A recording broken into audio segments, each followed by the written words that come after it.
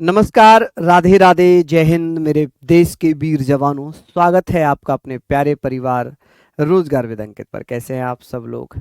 बहुत अच्छे होंगे, स्वस्थ होंगे, लाजवाब होंगे। हम बात करेंगे वैदिक सभ्यता की और आज इसको ख़त्म करेंगे। आज हम टेस्ट भी करेंगे, मैं क्वेश्चंस भी लाया हूँ इससे रिलेटेड। ठीक है, इससे रिलेटेड मैं चैप्टर्स जो हम पढ़ेंगे उससे रिलेटेड क्वेश्चंस भी लाया हूँ। और कल मैंने देखा कि बहुत सारे बच्चों का जो कमेंट था वो ये था कि सर आप केवल हिंदी में लिखते हो। अब ये बताओ कि मैं इंग्लिश नहीं यूज़ कर रहा हूँ। फिर कुछ बच्चों ने सजेशन दिया कि सर आप पीडीएफ से पढ़ाइए ताकि हम जो है उसको 2 से 3 बार समझ लें, क्योंकि अगर मैं लिखता हूँ तो आपको पता ही है लिखने में ही अधिकतर समय निकलता है। समझाता हूँ, भरपूर समझाता हूँ। तो आज हम लोग कोशिश करेंगे पीडीएफ से पढ़ने की और मैं आशा करूँगा कि मैं पीडीएफ से ही याद कराऊँगा। आज मैं आपको पीडीएफ से ही याद कराता हुआ चलूँगा। बस कोशिश ये करनी है कि आपको मेहनत करनी है। देखिए, जब हम किसी भी काम को पहली बार करते हैं, मान लो आप कंप्यूटर चला रहे हो, तो क्या आप परफेक्ट कंप्यूटर चला सकते हो? जो डेली कंप्यूटर चला रहा है वो आपसे अच्छा चलाएगा? ऐसे मान लो कार चला रहे हो आप कभी कभी कार चलाते हो और एक टैक्सी ड्राइवर है जो कंटिन्यू गाड़ी चलाता है, कार चलाता है, तो वो परफेक्ट ज्यादा होगा ना। आप कभी कभी चला रहे हो तो आप उसके बराबर नहीं हो सकते, लेकिन आप जब रेगुलर उसको चलाना स्टार्ट करोगे तो आप अच्छे ड्राइवर बन जाओगे। वैसे ही पढ़ाई है, वैसे ही इतिहास है, वैसे ही पॉलिटी है, वैसे ही हिस्ट्री है कि आप जब तक उसको खुद से मन ना लगाओ तो वो आपसे दूर होती जाएगी। पढ़ाई को कहते हैं कि अगर आप पढ़ाई की तरफ 2 कदम चलोगे तो पढ़ाई 10 कदम आपकी तरफ आएगी, क्योंकि स्टडी से जितना लगाव, जितना मन, इतनी चीजें अगर आप लोग कर लोगे ना तो वो आपको हमेशा सफलता दिलाएगी। मैं बार बार कहता हूं कि मेहनत करने वाले कभी भी असफल नहीं हो सकते। भले ही थोड़ा सा समय लग जाए, भले ही थोड़ा सा डिले हो जाए, लेकिन मेहनत कभी भी असफल नहीं होती है। और मेहनत की एक ही सफलता की एक ही खासियत है कि वो मेहनत करने वालों पर फिदा हो जाती है। चलिए, सभी को राधे राधे। हम बात कर रहे हैं वैदिक सभ्यता की। हम वैदिक सभ्यता हमने पढ़ा था ऋग वैदिक काल, उत्तर वैदिक काल। ऋग वैदिक काल का थोड़ा सा बचा है, 4-5 मिनट का। उसके बाद हम उत्तर वैदिक काल पढ़ने वाले हैं। उसके बाद हम लोग बात करने वाले हैं उत्तर वैदिक काल की। चलिए चलिए, बहुत बढ़िया। आज कोशिश करके देखो आप लोग, आज कोशिश करके देखो कि अच्छे से आपको समझ में आ रहा है या नहीं आ रहा। यहां पर हम पढ़ेंगे, ये हमारा भी चल रहा है ऋग्वैदिक काल। ये हमारा भी क्या चल रहा है? ऋग्वैदिक काल। आप कहेंगे भैया ऋग्वैदिक काल हमारा भी चल रहा है, इसको हम पढ़ेंगे ऋग्वैदिक काल को। आप कहेंगे ऋग्वैदिक पीरियड अभी हमारा चल रहा है, तो इसी को अभी हम लोग कवर करेंगे। पीरियड, इसी को अभी हम कवर करेंगे। देखिए, ऋग्वेद में कुछ विद्वान महिलाएं थीं, कुछ ऐसी विदुषी महिलाएं थीं जो पढ़ी लिखी विद्वान स्कॉलर मानी गई हैं। उनमें कौन कौन आती हैं? क्योंकि उत्तर वैदिक काल में अलग हो जाएंगी, ऋग्वैदिक काल में अलग हो जाएंगी। कि भैया जो ऋग्वैदिक काल है उसमें कुछ विद्वान महिलाओं का जिक्र किया गया है कि ऋग्वेद में कौन कौन से विद्वान महिलाएं थीं। तो आप कहेंगे सर कौन कौन सी महिलाएं थीं? तो ऋग्वेद में लोपामुद्रा थी, घोषा थी, सिक्ता थी, अपाला थी, विश्वरा थी। ये ऐसी विदुषी महिलाएं थीं जो पढ़ी लिखी थीं। ये ऐसी विद्वान महिलाएं कौन कौन सी थीं ऋग्वेद में? 3-4 ऑप्शन दे देगा, उनमें से आपको छांटना होगा। तो ऋग्वेद में जो विदुषी महिलाएं हैं, जो विदुषी महिलाएं हैं, विदुषी स्त्रियां हैं, इन्हें क्या कहा गया है? ये विद्वान होती थी। कौन होती थी? ये विद्वान महिलाएं होती थी जिन्हें लर्न वुमेन कहते हैं। Rigveda there is description of learn women like Lopamudra, Ghosha, Sikta, Apala और विश्वरा। तो आप कहेंगे सर ऋग्वेद में कौन कौन सी पढ़ी लिखी महिलाओं की चर्चा की गई है? मेरी एक बार बात मानकर देखिए और आज पीडीएफ से पढ़कर देखिए, मन लगाकर, केवल और केवल मन लगाकर देखिए। अगर आपको समझ ना आए तो मुझे बता देना, मैं आपके साथ में ही खड़ा रहूंगा। मैं पीडीएफ की जगह फिर हैंड रिटन पढ़ा दूंगा, ठीक है? समझ रहे हो? आप लोग बस एक बार पढ़कर देख लो, मन लगाकर देख लो कि ऋग्वेद में कौन कौन सी विदुषी महिलाएं थीं। आप कहेंगे ऋग्वेद में, मेरे साथ बोलो, लोपामुद्रा, घोषा, अपाला, विश्वरा। ये वो पढ़ी लिखी महिलाएं हैं जिनका वर्णन ऋग्वेद में किया गया है। हालांकि उत्तर वैदिक काल में अलग महिलाओं का जिक्र आएगा, जबकि ऋग्वेदिक काल में हम बात करेंगे लोपामुद्रा की, घोषा की, सिक्ता की, अपाला की और विश्वरा की। ऋग्वेद में एक शब्द का प्रयोग हुआ है, कुलप। कुलप कहा गया परिवार का मुखिया, जो हेड ऑफ फैमिली होता था उसे क्या कहते थे? कुलप कहते थे। जैसे हमारे परिवार के जो मुखिया होते हैं, जो दादाजी हो गए वही परिवार के मुखिया होंगे, वही क्या होंगे? परिवार के मुखिया होंगे। कौन होंगे जी? परिवार के मुखिया होंगे। तो आप कहेंगे कि कुलप शब्द किसके लिए यूज किया गया है ऋग्वेदिक काल में? तो परिवार के लिए कुलप शब्द का प्रयोग किया गया। गांव का जो मुखिया होता था उसे ग्रामीणी कहते थे। ग्रामीणी कहते थे, क्या कहते थे? ग्रामीणी कहते थे। हेड ऑफ द विलेज, जैसे आज की डेट में गांव का मुखिया प्रधान होता है, सरपंच होता है, वैसे ही ऋग्वैदिक काल में गांव का मुखिया ग्रामीणी होता था। कौन होता था जी? ग्रामीणी होता था। कि ग्रामीणी कौन होता था? जो गांव का मुखिया होता था उसी को ग्रामीणी कहते थे। Head of the village is ग्रामीणी, यानी कि गांव के मुखिया को हिंदी में ग्रामीणी कहते थे। क्या कहते थे? ग्रामीणी। अब बात आती है विस्पति।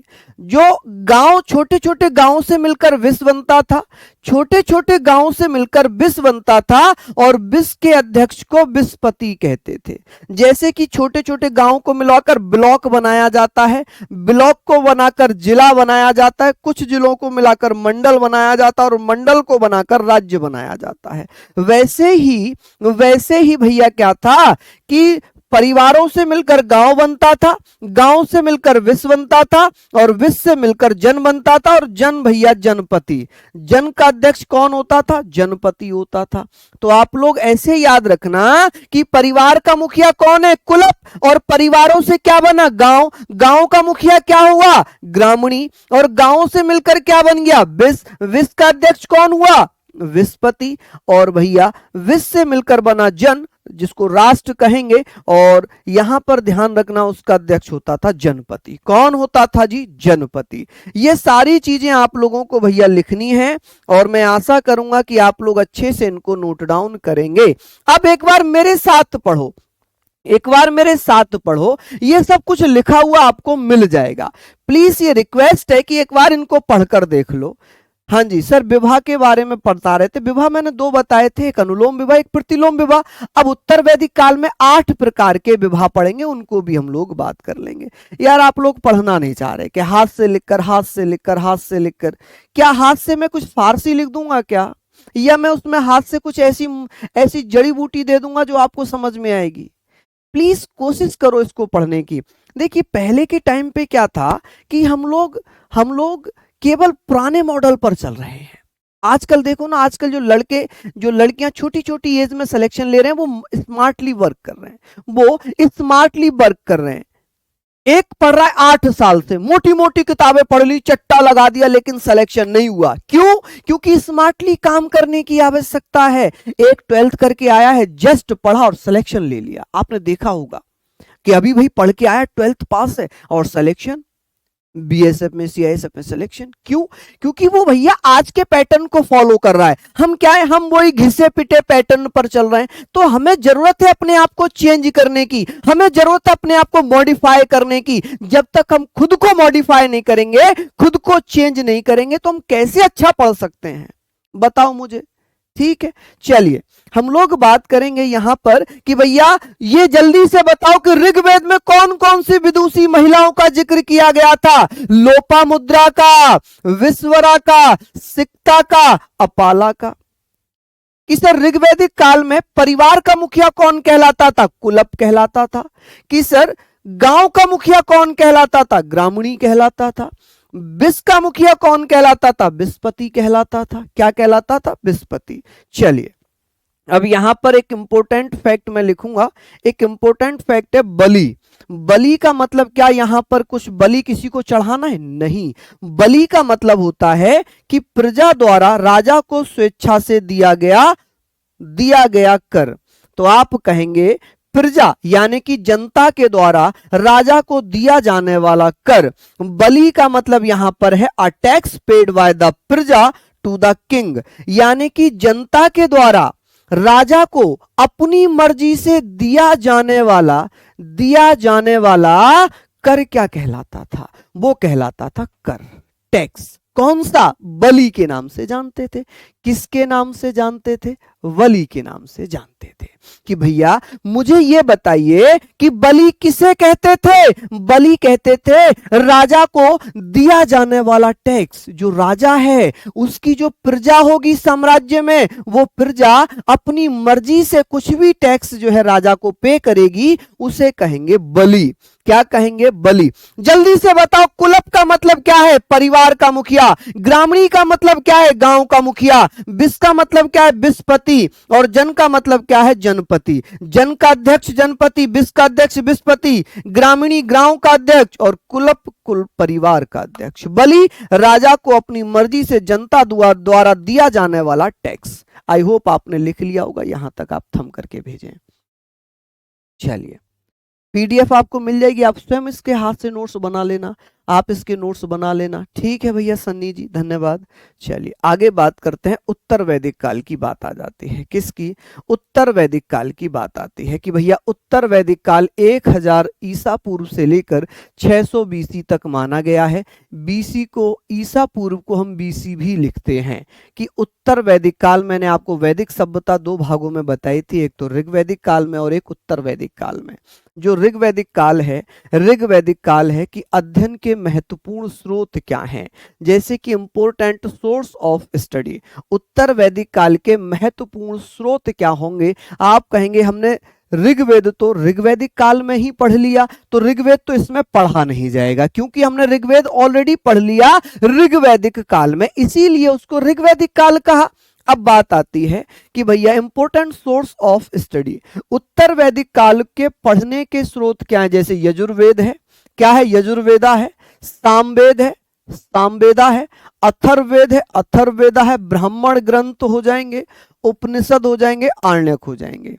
आप कहेंगे कि भैया उत्तर वैदिक काल के बारे में जो महत्वपूर्ण जानकारी मिली वो किस किस से मिली थी? तो वो यजुर्वेद से मिली, सामवेद से मिली, अथर्ववेद से मिली, ब्राह्मण से मिली, जो ब्राह्मण ग्रंथ थे उनसे मिली, उपनिषद से मिली और आरण्यक से मिली।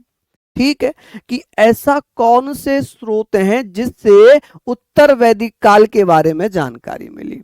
किस किस के बारे में जानकारी मिली है? तो आप क्या कहेंगे?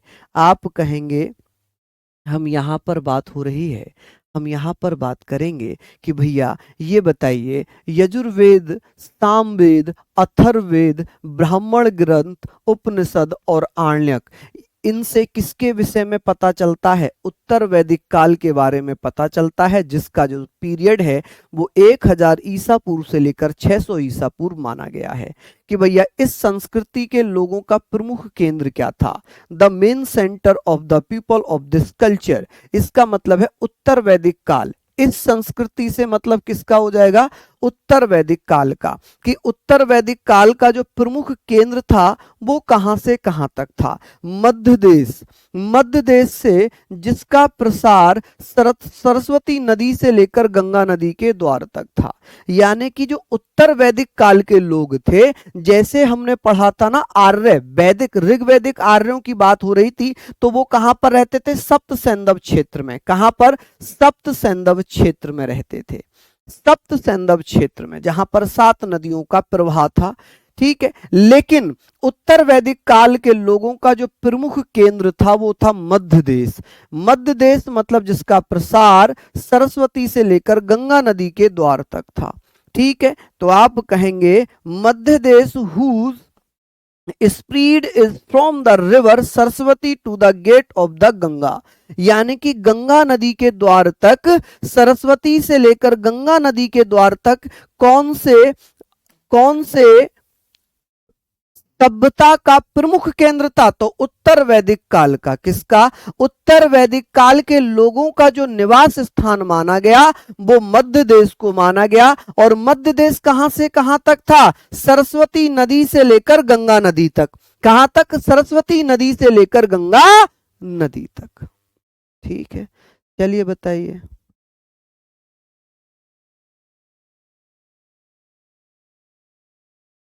चलो यहां तक हम लोगों ने पढ़ लिया है, यहां तक हम लोगों ने पढ़ लिया।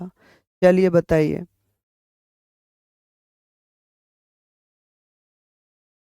ये तो भाई आप लोग, ये तो जिद वाली बात हो गई कि तो हमें तो भैया पीडीएफ से नहीं पढ़ना, पीडीएफ से नहीं पढ़ना, पीडीएफ से नहीं पढ़ना। तो फिर आप करो जैसे आपकी मर्जी है। जब आप टीचर की बात ही नहीं मान रहे तो फिर क्या फायदा आपको समझाने का? फिर क्या फायदा रह गया आपको समझाने का, आपको किसी भी बात को बताने का? मुझे नहीं लगता फिर कोई फायदा है, क्योंकि मैं आपको बार बार समझा रहा हूं कि ऐसे अगर आप पढ़ोगे तो ज्यादा बेटर रहेगा। लेकिन आप लोग पढ़ना ही नहीं चाह रहे हैं, आप फिर पढ़ना ही नहीं चाह रहे हैं। ठीक है जी, चलिए ये हमने पढ़ लिया। यहां तक इसको लिख लीजिए, मैं हाथ से लिखकर पढ़ाता हूं, मैं फिर हाथ से लिखकर पढ़ाता हूं। फिर जैसे आप कहोगे फिर आप वैसे पढ़ना, मुझसे मत कहना कि सर ये चीजें हैं।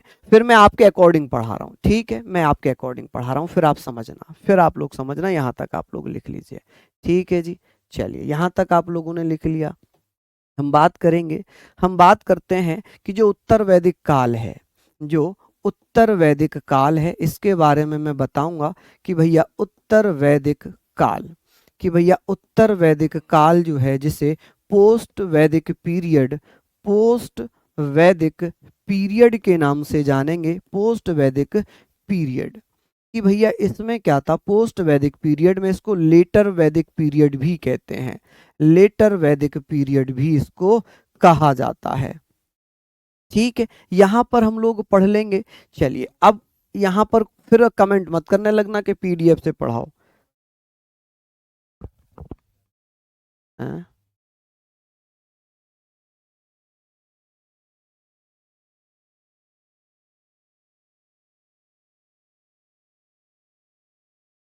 अच्छा, जब बच्चे ग्रुप में कमेंट करते हैं सर हाथ से लिखकर पढ़ाओ, तब तो आप नहीं कहते सर पीडीएफ से पढ़ाओ, तब तो आपका वहां समर्थन नहीं मिल पाता है।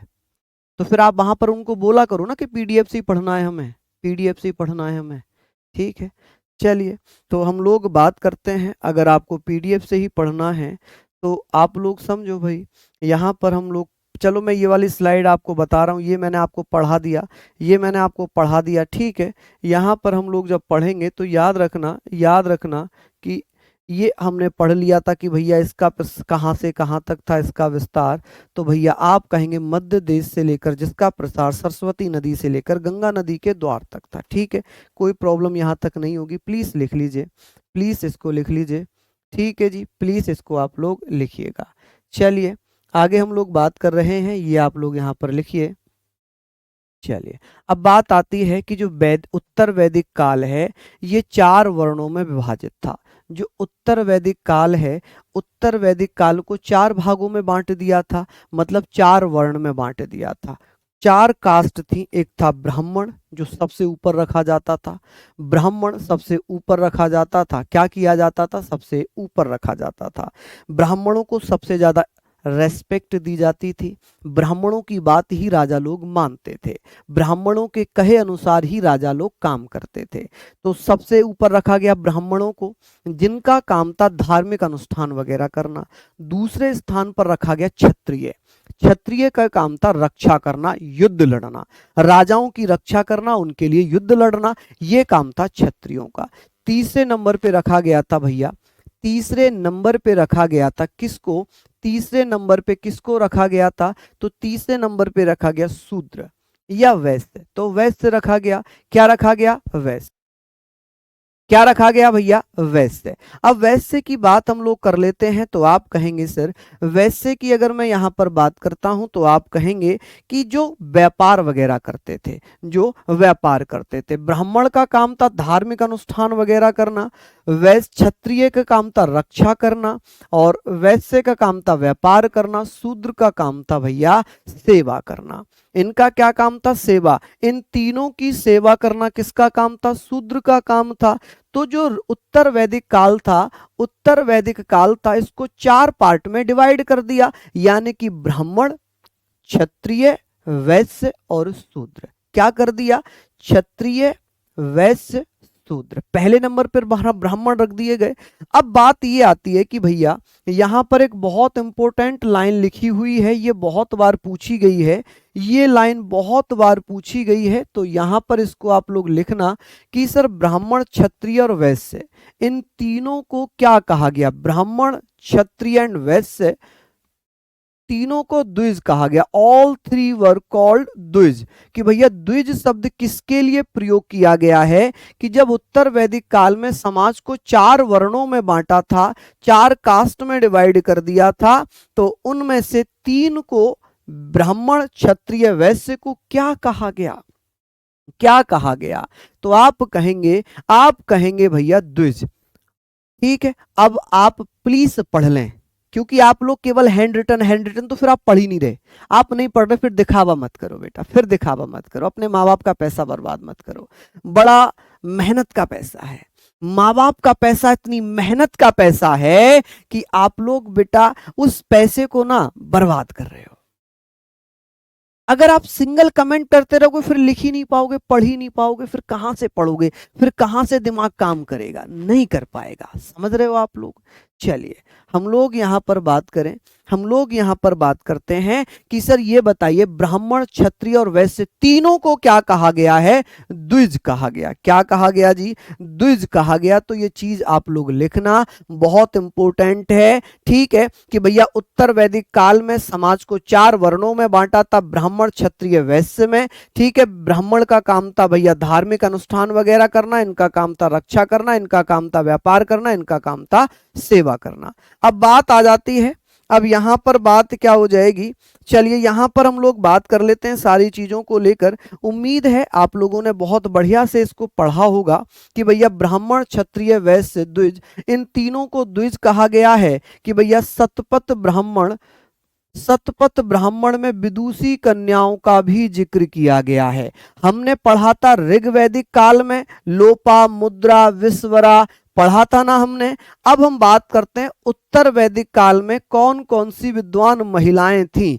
तो इनमें गार्गी है, गंधर्व है, गृहीता है, मैत्री है, वेदवती है, क्या है? वेदवती है, और कास्त्रनी है।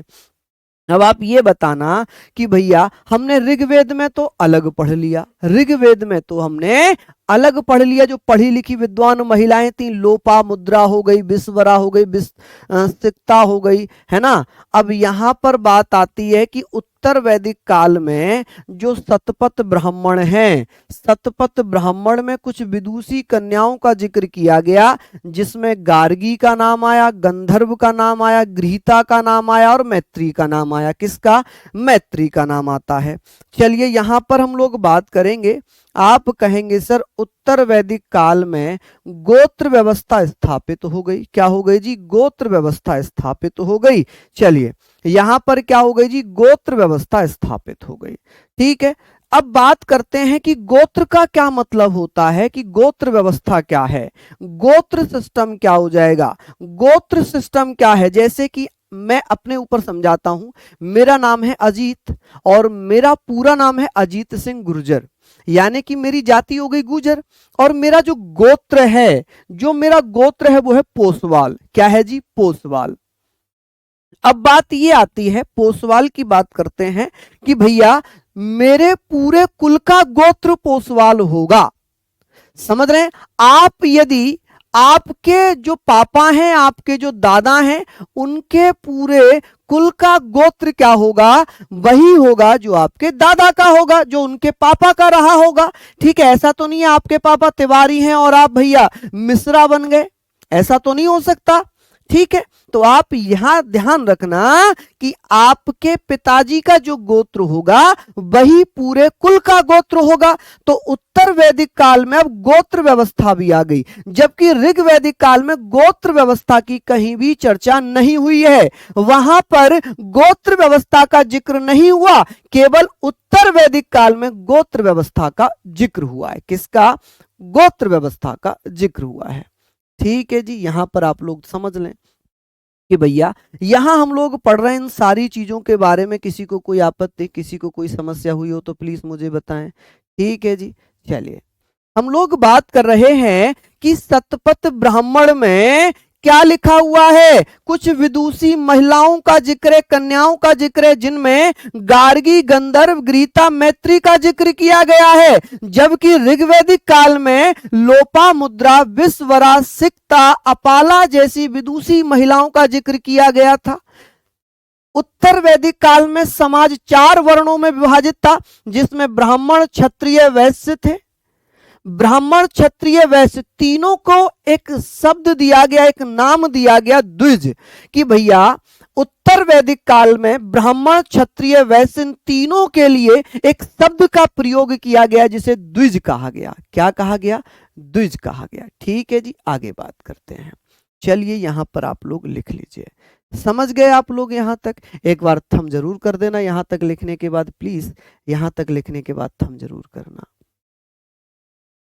ठीक है जी, ये मुझे आप लोग प्लीज बताएं यहां तक अगर लिख लिया हो, है ना, क्योंकि मैं समझ रहा हूं अभी आप लोग जो है ना, तो देखिए आपकी भी गलती नहीं है, मैं समझ सकता हूं। जब हम लोग नई नई तैयारी करना स्टार्ट करते हैं तो एक तो हमारी स्पीड वो 12th वाले लेवल की होती है, साफ साफ धीरे धीरे लिखना। लेकिन जैसे हम 12th कंप्लीट करते हैं, बीएससी बीए वगैरह में जाते हैं, तो स्पीड बढ़ानी पड़ती है। और यहाँ भी आपको स्पीड बढ़ानी पड़ेगी। क्या करना पड़ेगा? स्पीड बढ़ानी पड़ेगी। ठीक है जी, चलिए बहुत बढ़िया, आगे चलते हैं।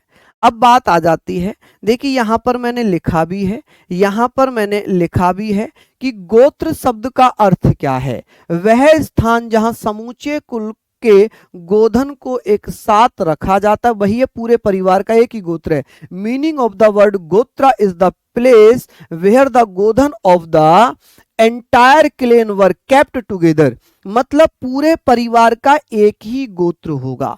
क्या हो जाएगा जी? एक ही गोत्र होगा, ये मैंने आपको बता दिया। अब बात आती है कि सर उत्तर वैदिक काल के लोगों को, उत्तर वैदिक काल के लोगों को भैया क्या हो जाता है कि इस काल में आर्यों को चावल का ज्ञान हुआ, नमक का ज्ञान हुआ, मछली का ज्ञान हुआ, हाथी का ज्ञान हुआ, बाघ का ज्ञान हुआ। जबकि इन चीजों के बारे में ऋग्वैदिक काल के लोगों को नहीं पता था। जैसे ही उत्तर वैदिक काल आया, उत्तर वैदिक काल में आर्य लोगों को क्या पता चल गया? चावल भी होता है खाने वाला जिसे राइस कहा जाता है, नमक भी होती है खाने वाली जिसे सॉल्ट कहा जाता है, मछली होती है जिसे फिश कहा जाता है, हाथी होता है जिसे एलिफेंट कहा जाता है, बाघ होता है जिसे इंग्लिश में टाइगर कहा जाता है। तो उत्तर वैदिक काल के लोगों को, उत्तर वैदिक काल के लोगों को क्या मिला? तो इस काल से संबंधित यहां पर क्या होगा? उत्तर वैदिक काल होगा, क्योंकि हम उत्तर वैदिक काल ही पढ़ रहे हैं। उत्तर वैदिक काल के जो आर्य थे, इनको चावल, नमक, मछली, हाथी, बाघ आदि का ज्ञान प्राप्त होता है। जबकि ऋग्वैदिक आर्यों को ना तो चावल का पता था, ना नमक का पता था, ना मछली का पता था, ना बाघ का पता था, ना हाथी का पता था। ऋग्वैदिक काल के लोगों को तो लोहे के बारे में भी जानकारी नहीं थी, जबकि उत्तर वैदिक काल के लोगों को लोहे की जानकारी थी। किसकी जानकारी थी? लोहे की जानकारी थी। समझ गए आप लोग?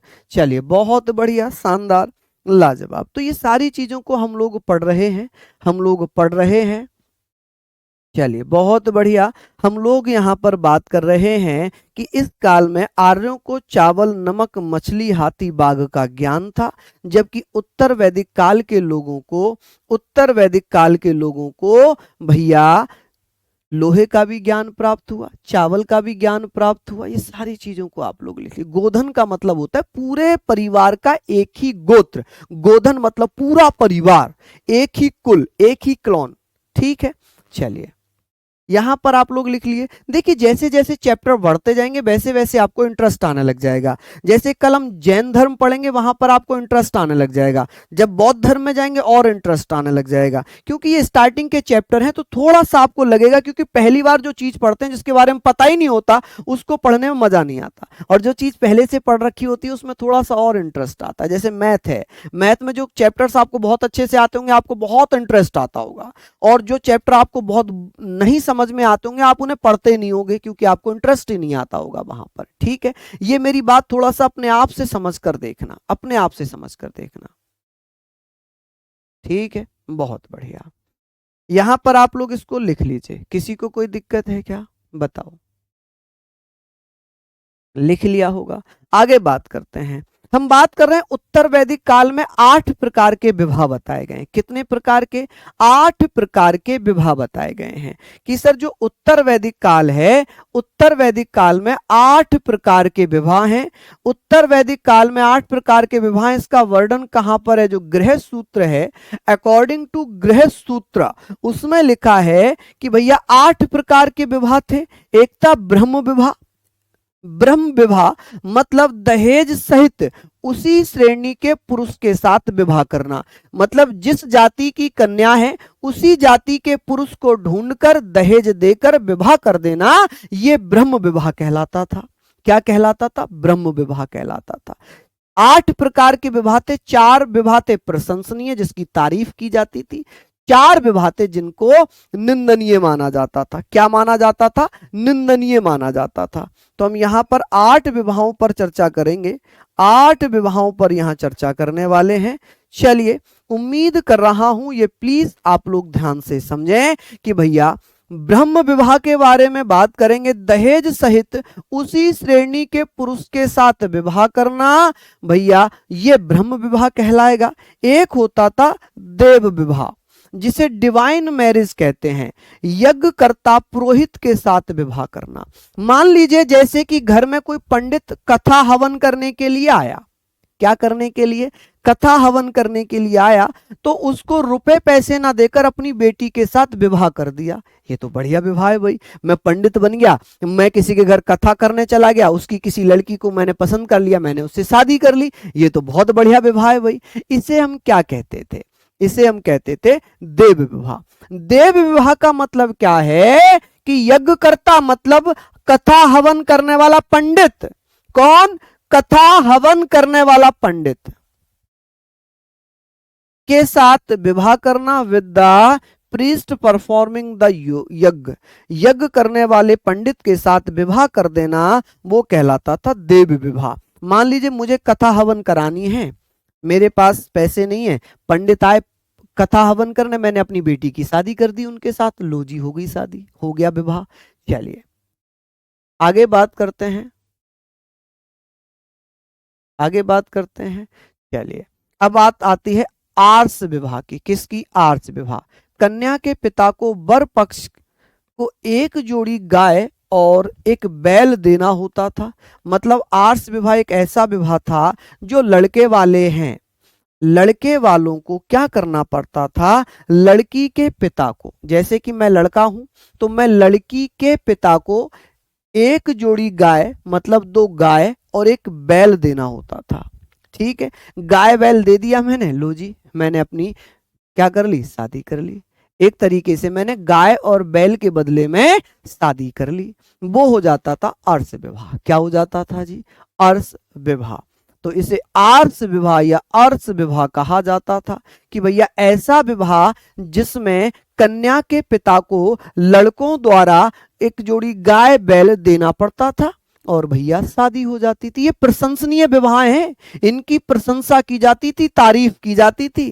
ठीक है, हमने पढ़ा ब्रह्म विवाह कि ऐसा विवाह जिसमें सेम कास्ट में मैरिज की जाती हो, सेम कास्ट में मैरिज की जाती हो। मतलब मैं गुजर हूं तो मैंने गुजर से ही शादी कर ली और जो भी वो उधर से गिफ्ट वगैरह मिला तो वो हो गया भैया ब्रह्म विवाह।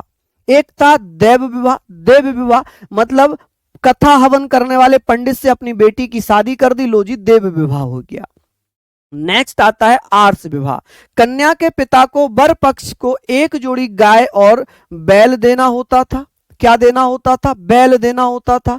अब यहां पर बात आती है, जब बैल देना होता था तो ये सारी चीजें हम लोग बात करेंगे कि भैया कन्या के पिता को वर पक्ष को एक जोड़ी गाय और बैल देना होता था। इसे आर्ष विवाह कहते थे। क्या कहते थे? आर्ष विवाह कहते थे। क्या कहते थे जी? आर्ष विवाह कहते थे। समझ गए आप लोग? चलिए, यहां तक आप लोगों ने लिख लिया होगा तो एक बार यस जरूर करें, थम जरूर बता दें कि आपने लिख लिया। अभी 5 विवाह और हैं, इसके बारे में बात करेंगे।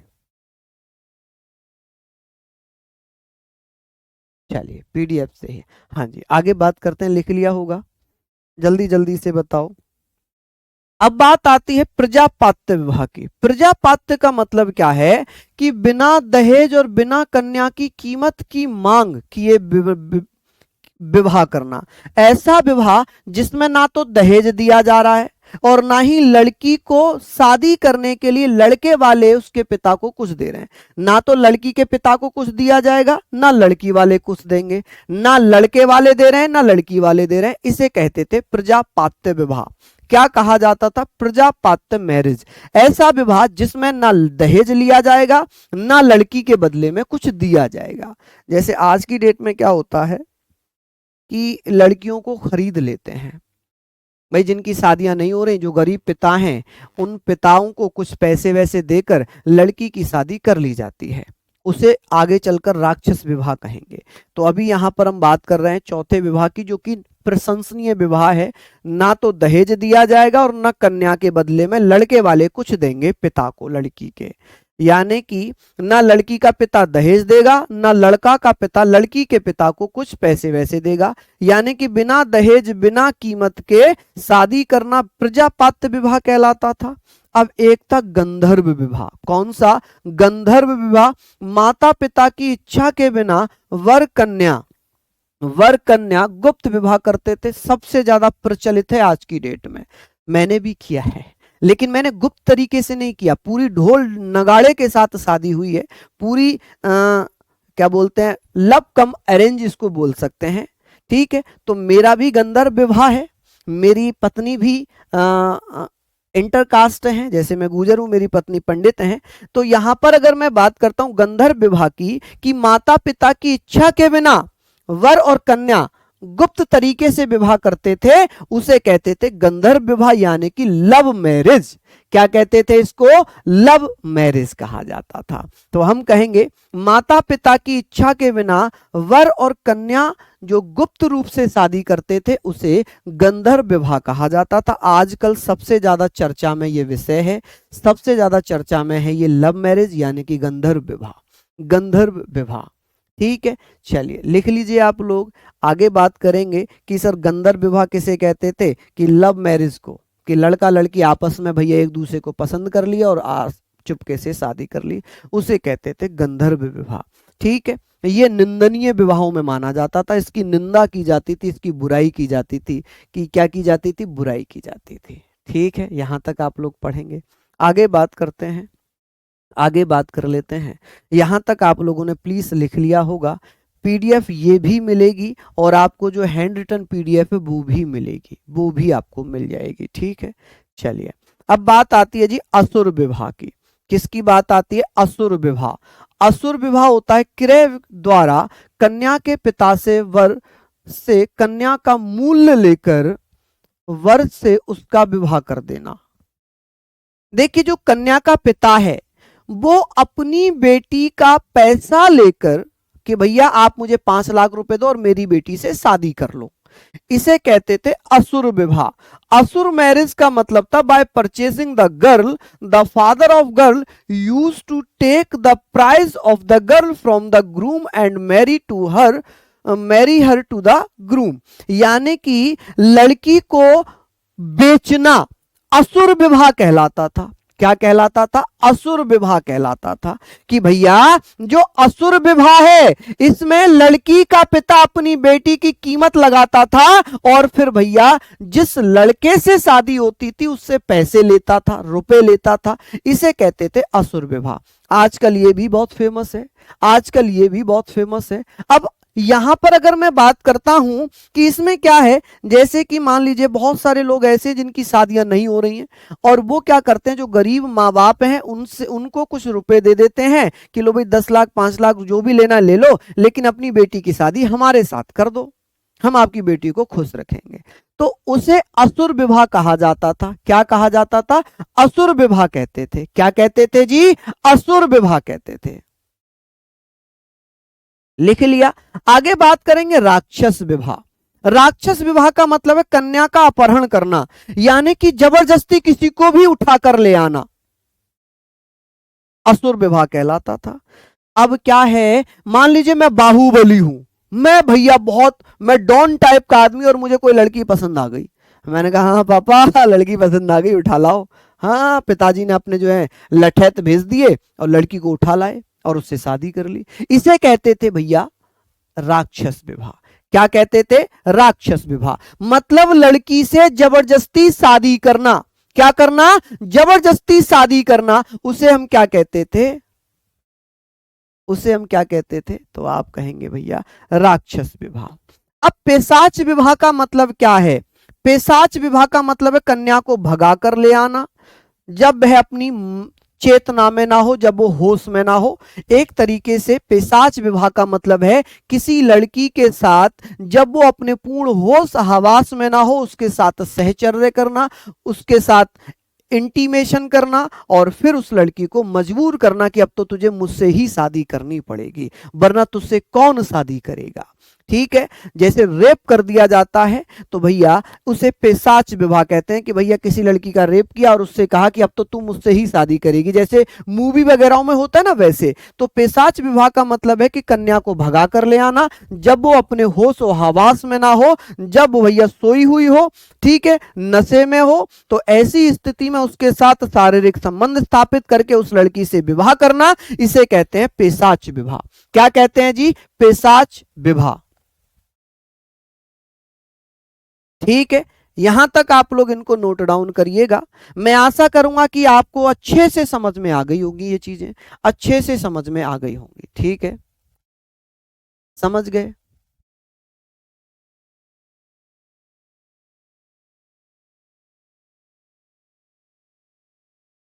चलिए, लिख लिया आप लोगों ने यहां पर? मुझे बताएं, जल्दी से बताइए, ये सारी चीजें आपने लिख ली होंगी कि सर ये बताइए ऋग्वैदिक काल में कितने विवाह का जिक्र था? 2 विवाह का, एक अनुलोम विवाह, एक प्रतिलोम विवाह।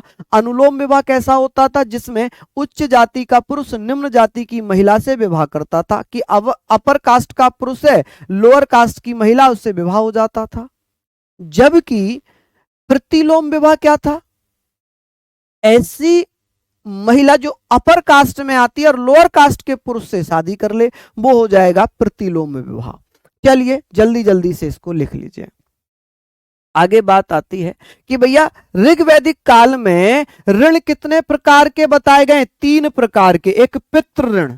पितृ ऋण का मतलब होता है कि यदि कोई व्यक्ति जिसका पुत्र प्राप्त हो जाए वो पितृ ऋण से मुक्त हो जाएगा। जैसे मैं हूं, मेरा एक बेटा हो चुका है तो मैं पितृ ऋण से मुक्त हूं। अब जिसकी शादी नहीं हो, उसके बेटे ना हो, तो वो पितृ ऋण से मुक्त हो ही नहीं सकता। तो पितृ ऋण कि भैया ऋग्वैदिक काल में या वैदिक सभ्यता में 3 प्रकार के ऋण की बात हुई है। एक पितृ ऋण, एक ऋषि ऋण, एक देव ऋण। पितृ ऋण का मतलब है पुत्र प्राप्त करके इस ऋण से मुक्त हो सकते हैं। ऋषि ऋण का मतलब है कि उस पुत्र को ऋषियों के पास पढ़ने भेज दिया, गुरुकुल, जैसे आजकल तो स्कूल भेजा जाता है, पढ़ा दिया लिखा दिया, तो इस ऋण से भी मुक्त हो सकते हैं।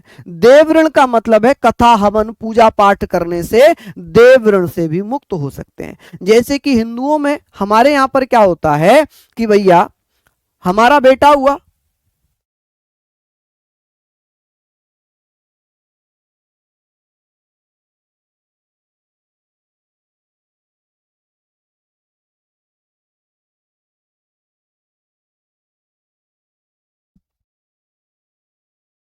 चलिए बहुत बढ़िया। ऋषि ऋण की बात हो जाएगी यहां पर, ऋषि ऋण की बात हो जाएगी यहां पर कि भैया इनकी संख्या 3 हो गई। पितृ ऋण मतलब पुत्र प्राप्त करने से, फिर उसके बाद उसे गुरुकुल ऋषियों के पास पढ़ने भेज दिया, उसके बाद कथा हवन वगैरह करा दी, तो भैया ये 3 ऋण से मुक्त हो सकते थे। अब क्या था कि भैया उत्तर वैदिक काल में जो इंद्र के स्थान पर प्रमुख देवता हो गए थे प्रजापति, और प्रजापति कौन है? ब्रह्मदेव को कहा जाता है। किसको? ब्रह्मदेव को कहते हैं प्रजापति। ठीक है। इंद्र जो कि ऋग्वैदिक काल के प्रमुख देवता थे, ये किसके थे? आप कहेंगे सर ऋग्वैदिक काल के थे। किसके थे? ऋग्वैदिक काल के प्रमुख देवता थे। ऋग्वैदिक काल के प्रमुख देवता थे। ठीक है जी, जिसे सृजन के देवता कहते हैं। इनको सर्वोच्च स्थान मिला हुआ था। क्या मिला था? सर्वोच्च स्थान मिला हुआ था।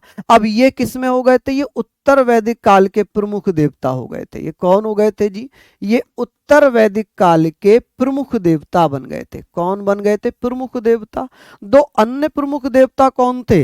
रुद्र थे। कौन थे? रुद्र, पशुओं के देवता थे ये। विष्णु, जिन्हें लोगों का पालक कहा जाता था। जैसे आपने देखा होगा जब कभी भी लोगों पर दुख आता था, संकट आता था, तो विष्णु भगवान अन्य अलग अलग रूप धारण करते थे। मोहिनी का रूप धारण कर लिया, है ना, नरसिंह का रूप धारण कर लिया। तो ऐसे ये जो है लोगों की रक्षा करने वाले भगवान विष्णु थे, और पशुओं के देवता रुद्र, यानी कि पशुपति शिव को कहा जाता है।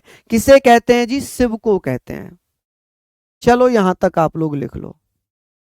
ठीक है, ये होगा उत्तर वैदिक काल की इंद्र के स्थान पर प्रजापति सृजन के देवता हो गए। ठीक है, ऋग्वैदिक काल की बात हो रही है। ये जो ऋण है ये उत्तर वैदिक काल में भी माने गए, ऋग्वैदिक काल में भी। इसलिए मैंने यहां पर वैदिक सभ्यता बोला था कि उत्तर वैदिक काल में भी, ऋग्वैदिक काल में भी तीनों ऋण थे। अब इंद्र ऋग्वैदिक काल के प्रमुख देवता थे, लेकिन उत्तर वैदिक काल में भैया प्रजापति प्रमुख देवता हो गए थे, ब्रह्मदेव प्रमुख देवता हो गए थे। उत्तर वैदिक काल में दो अन्य प्रमुख देवता थे, एक रुद्र जिन्हें पशुओं का देवता कहते थे भगवान शिव को, और एक थे विष्णु जो लोगों के रक्षक थे, लोगों के रक्षक थे। ठीक है जी, इसको भी आप लोग नोट डाउन कर लीजिए, जल्दी से नोट डाउन कर लीजिए। चलिए यहां तक आप लोग नोट डाउन करेंगे। किसी को कोई आपत्ति यहां तक? नहीं भैया, नहीं। हाँ, कुमार पटौदी जी लाइव क्लास है भैया, बिल्कुल लाइव क्लास है। ठीक है, चलिए बहुत बढ़िया, शानदार। तो आप लोग यहाँ पर पढ़ते रहिए, इनको भी लिखते हुए चलिएगा। हालांकि आपने लिख लिया होगा। नेक्स्ट आता है जी, नेक्स्ट आता है कि उत्तर वैदिक काल में, उत्तर वैदिक काल में दो महाकाव्य लिखे गए हैं, एक महाभारत और एक रामायण। ठीक है, महाभारत जिसे जय संहिता के नाम से जाना जाता है, जय संहिता, पुराना नाम क्या है इनका? जय संहिता। रामायण की बात होगी कि रामायण को संस्कृत भाषा में महर्षि वाल्मीकि जी ने लिखा था, और अवधी भाषा में गोस्वामी तुलसीदास जी ने लिखा था। तुलसीदास जी ने रामचरितमानस की रचना की थी 1574 में। कब की थी? 1574 में। रामचरितमानस को 7 खंडों में विभाजित कर दिया है। एक तो बालकांड, जो कि सबसे बड़ा कांड है। ये क्या है जी? सबसे बड़ा कांड है। सबसे बड़ा कांड कह लें या खंड कह लें। अयोध्या कांड है, अरण्यक कांड है, किष्किंधा कांड जो सबसे छोटा कांड है। क्या है जी? ये सबसे छोटा कांड है। ऐसे पूछा जाएगा, ऐसे पूछा जाएगा कि सबसे छोटा कांड या सबसे छोटा खंड कौन सा है? रामचरितमानस को कितने खंडों में विभाजित किया? 7 खंड में। तो आप कहेंगे सबसे बड़ा खंड कौन सा है या कांड कौन सा है? बाल कांड है। फिर भैया सबसे छोटा कौन सा है? किष्किंधा कांड है, सुंदर कांड, लंका कांड, उत्तर कांड। ये आप लोगों ने नाम सुने होंगे कई बार, कई बार आप लोगों ने सुने होंगे। ठीक है जी, तो महाभारत को तो जय संहिता बोलते हैं। ये 18 दिन तक लड़ा गया था। 18 दिन तक ये कुरुक्षेत्र में लड़ा गया। कहां पर लड़ा गया जी? कुरुक्षेत्र। ठीक है जी, कुरुक्षेत्र में ये लड़ा गया था। ठीक है, 18 दिन तक कुरुक्षेत्र में लड़ा गया है। बात यहाँ पर रामायण की हो रही थी कि रामायण को संस्कृत भाषा में महर्षि वाल्मीकि जी ने लिखा था, अवधी में गोस्वामी तुलसीदास जी ने लिखा था रामायण को।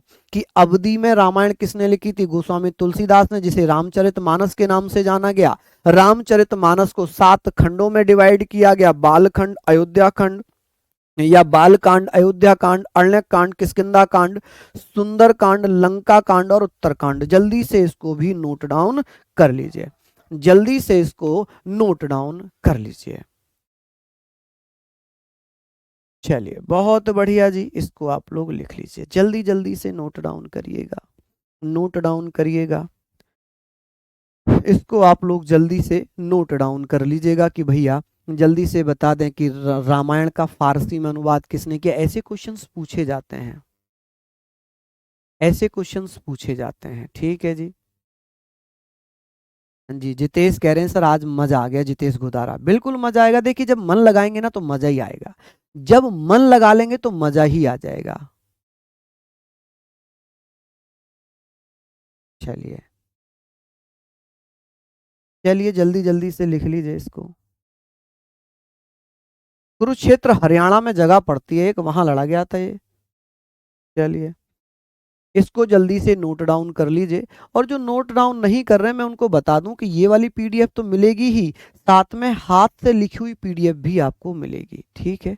चलिए नेक्स्ट है, अब बात आ जाती है यहाँ पर, बात आती है जी रामायण को, रामायण को, रामायण, रामायण को तमिल भाषा में किसने लिखा है? कम्बन के द्वारा लिखा गया।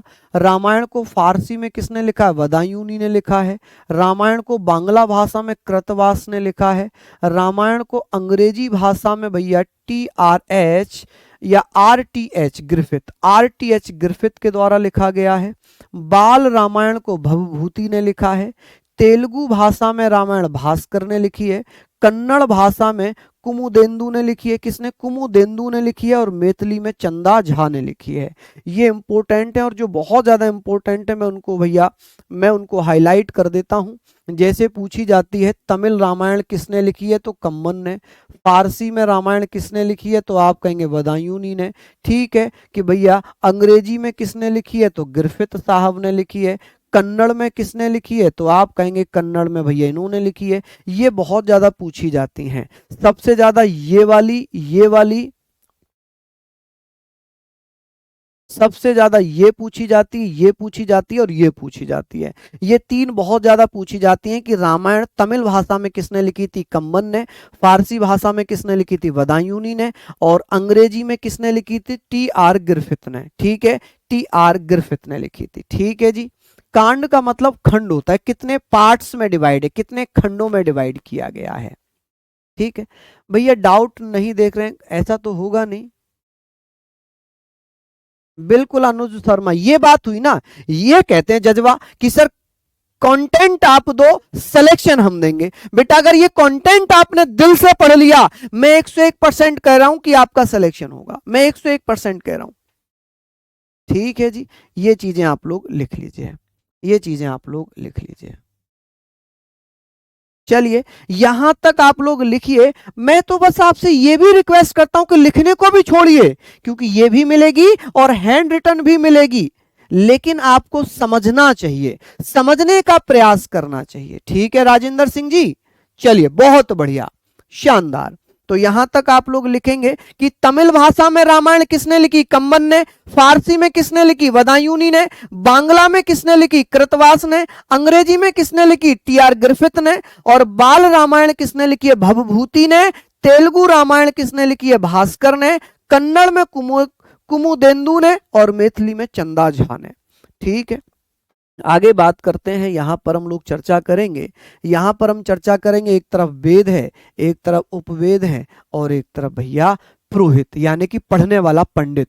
ऋग्वेद का उपवेद क्या है? आयुर्वेद। ऋग्वेद का उपवेद क्या है? सबवेद क्या है तो आयुर्वेद है।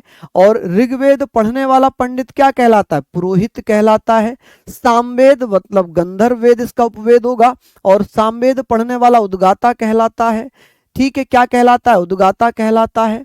यजुर्वेद इसका उपवेद धनुर्वेद, और यजुर्वेद पढ़ने वाला क्या कहलाता है तो आप कहेंगे भैया ये क्या कहलाता है? अधर या अधवर्यु कहलाता है। अथर्ववेद का उपवेद शिल्पवेद, इसको पढ़ने वाला ब्रह्मा कहलाता है, ब्रह्म या ब्रह्मा, ठीक है जी। यहां पर आप लोग चीजें लिख लें कि ये किससे संबंधित है? ऋग्वेद ये पहला वेद है, ये पहला वेद है, और ये सबसे बाद में जोड़ा गया है। ये भजन वगैरह से संबंधित है, ये संगीत से संबंधित है, ये धार्मिक अनुष्ठानों से संबंधित है, ये जादू टोनों से संबंधित है। कि जो अथर्ववेद है ये जादू टोनों से संबंधित है। किससे? जादू टोना। जादू टोना से संबंधित हो जाएगा ये। और यजुर्वेद किससे संबंधित हो जाएगा? यजुर्वेद हो जाएगा धार्मिक अनुष्ठानों से। किससे भैया? धार्मिक अनुष्ठानों से। जो धार्मिक अनुष्ठान होते हैं उनसे संबंधित। और जैसे कथा वगैरह। सामवेद भैया संगीत से संबंधित है। किससे? संगीत से संबंधित है। और ये भैया जिसमें भगवान के भजन मंत्र वगैरह किए जाते हैं, भगवान के मंत्र भजन वगैरह होते हैं, वो ऋग्वेद में पहला वेद है और ये बाद में जोड़ा गया है। ये कुछ इंपॉर्टेंट फैक्ट हो जाते हैं। अब क्लास खत्म हो गई। लोहे की खोज उत्तर वैदिक काल में हुई है। कि iron was discovered in the later Vedic period या पोस्ट वैदिक पीरियड। आर्य लोग एकेश्वरवाद में विश्वास करते थे। किस में विश्वास करते थे? एकेश्वरवाद में विश्वास करते थे। ठीक है।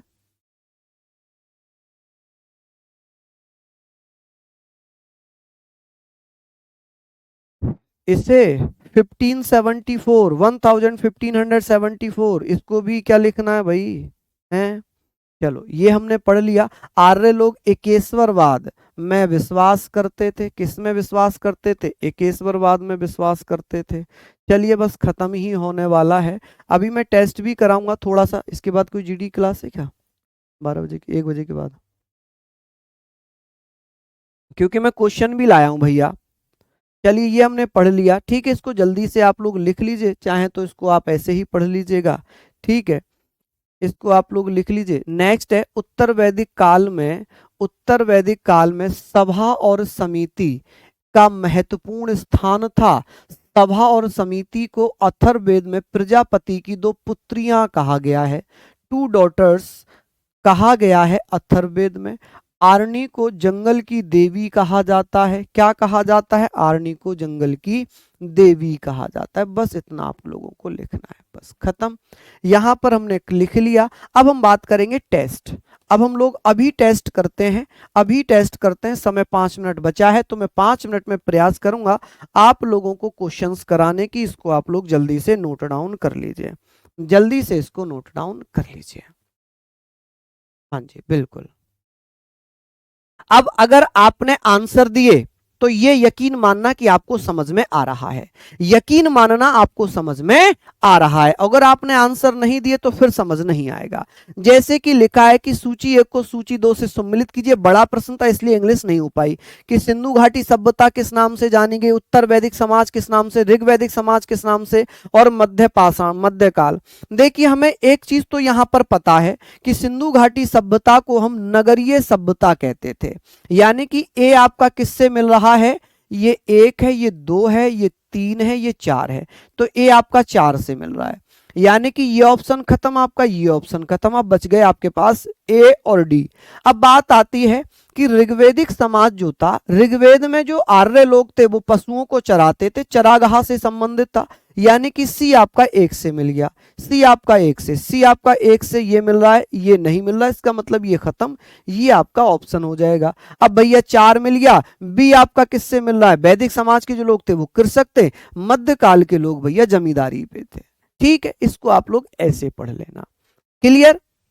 नेक्स्ट बात करते हैं ऋग्वेद में कई परिच्छेदों में प्रयुक्त अघन्या शब्द किसके लिए किया गया है? अघन्या। अघन्या को हमने पढ़ा था ऐसा पशु जिसकी हत्या ना की जाए, वो था गांव या गाय।